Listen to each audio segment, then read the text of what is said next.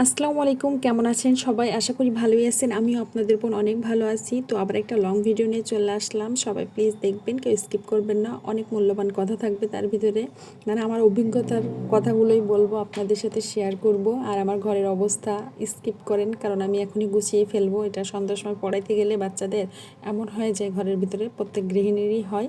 তো এটা আবার পরিষ্কারও করে নেবো, সমস্যা নেই। তো 3 জনের জন্য চা বানিয়ে নিয়ে আসলাম, আর রুটি দিয়ে খাওয়া হবে চা।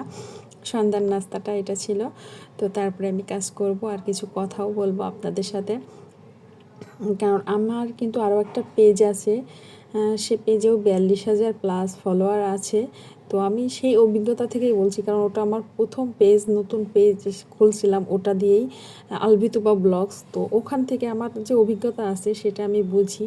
কারণ অনেকের ভিডিও দেখার ধৈর্য থাকে না, ধৈর্য হয় না। 3 মিনিট একটা ভিডিও তো দেখবে কীভাবে? কয়েক সেকেন্ডের রিলসে তো দেখতে চায় না মানুষ। মানে রিলস না দেখেই কিন্তু এলোমেলো কমেন্ট করে ফেলে। আমি ওই দিন একটা রিলস দিছিলাম যে 25 সালের যে আপডেটগুলো আসছে, যে কাউকে ফলো ডান, আপনার বাসা থেকে ঘুরে আসছি, এই ধরনের একটা ভিডিও দিছিলাম যে এই ধরনের কমেন্ট করা যাবে না। সেই ভিডিওর নিচেই কমেন্ট করছে, আমার বাড়ি থেকে ঘুরে এসেন, আমি আপনার বাড়ির থেকে ঘুরে গেলাম। বুঝেন তাহলে? সে কিন্তু আমার ভিডিওটা দেখে নাই, না দেখেই কমেন্ট করছে। যদি দেখতো তাহলে কখনোই কমেন্ট করতে পারতো না এই ধরনের। তো আপনাদেরকে বলছি, এই ধরনের ভুল আমিও করছি। আমারও আর একটা পেজ ছিল, ওই পেজে যখন এগুলো করছি না, তো ভুল থেকেই মানুষ কিন্তু শিক্ষা গ্রহণ করে।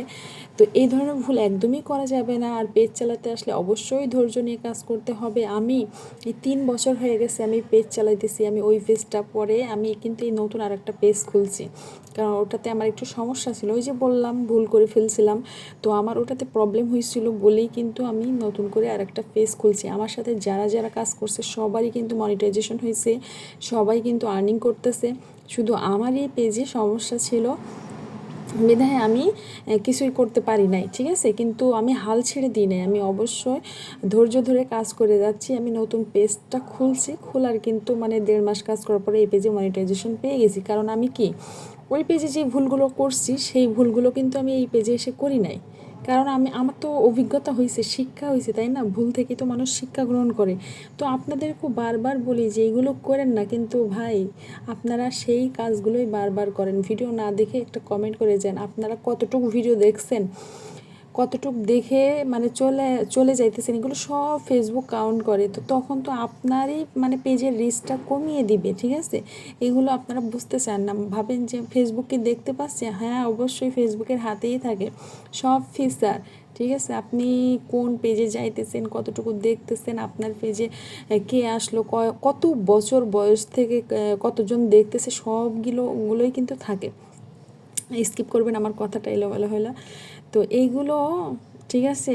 মানে ফেসবুককে বোকা ভাবা যাবে না, আর অবশ্যই মানে নিজেকে চালাক ভাবা যাবে না। আর ধৈর্য ধরে কাজ করতে হবে। অবশ্যই যেইগুলো নিষেধাজ্ঞা আছে ফেসবুকের রুলসগুলো মেনে মানে কাজ চালিয়ে যেতে হবে। তাহলে আপনি মানে সফলতা আসবে আপনার, ইনশাল্লাহ।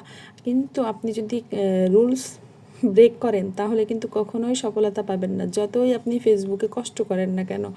তো আমার কথাগুলো কেমন লাগলো, আর যারা যারা এই পর্যন্ত ভিডিওটা দেখছেন তাদেরকে অনেক অনেক ধন্যবাদ। আর আমার অভিজ্ঞতার কথাগুলোই আপনাদের সাথে শেয়ার করলাম, যাতে আপনাদেরও কোনো মানে ভালো হয়। আমিও তো ভুল থেকেই শিক্ষা নিয়েছি। তো সব ভালো থাকবেন, আল্লাহ হাফেজ।